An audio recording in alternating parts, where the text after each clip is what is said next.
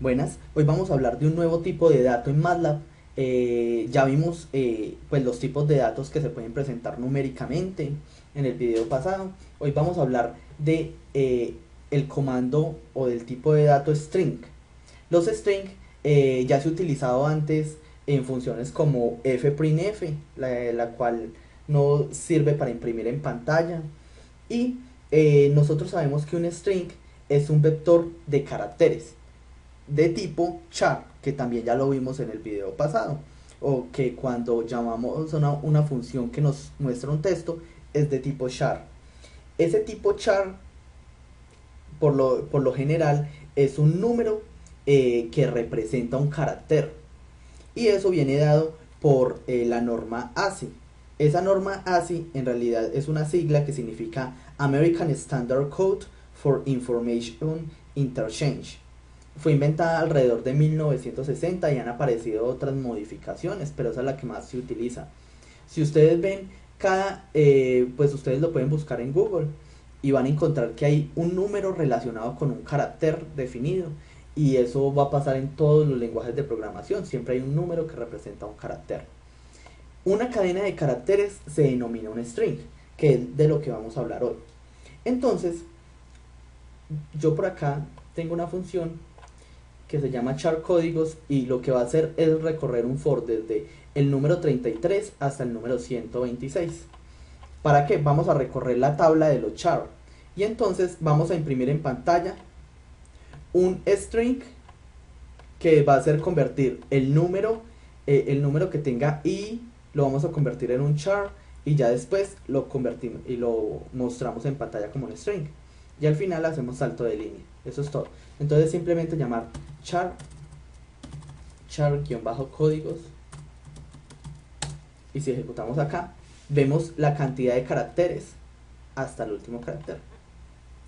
Vemos que cada uno de estos símbolos está representado por un número en ese comando, bueno, en esa tabla ASCII. Entonces, ya sabemos que cada uno de estos es un char. Lo importante, lo importante es saber que un string es una cadena de chars. Por ejemplo, esto de acá es un string, que es esta cadena de chars. Entonces, vamos a hablar un poco de los valores string. Vamos a llamar hagamos de cuenta una variable, vamos a llamarla nombre, y la vamos a llamar entre comillas. Si nosotros la llamamos entre comillas, quiere decir que vamos a crear un número, un string. Entonces vamos a colocar MATLAB, una gran herramienta, y le ejecutamos acá, y entonces nombre nos tiene este string. Si ustedes van y miran nombre, o si le preguntan class de nombre, él nos tiene que dar que tiene char. ¿Por qué? Porque lo que tiene dentro, aunque sea un string, que es una cadena de chars, pues cada uno de ellos es un char. Entonces él nos muestra que es de tipo char. Y nosotros podemos jugar con esta cadena de caracteres como nosotros queramos. Nosotros podemos decirle, bueno, ¿qué es nombre de 1? Entonces dice que es una M. ¿Por qué? Porque el primer término que tiene es una M. Entonces de 1 es M. Si le decimos 1 desde 1 hasta 6, entonces nos va a decir MATLAB, porque va a recorrer desde 1 hasta 6 y nos va a desplegar en pantalla.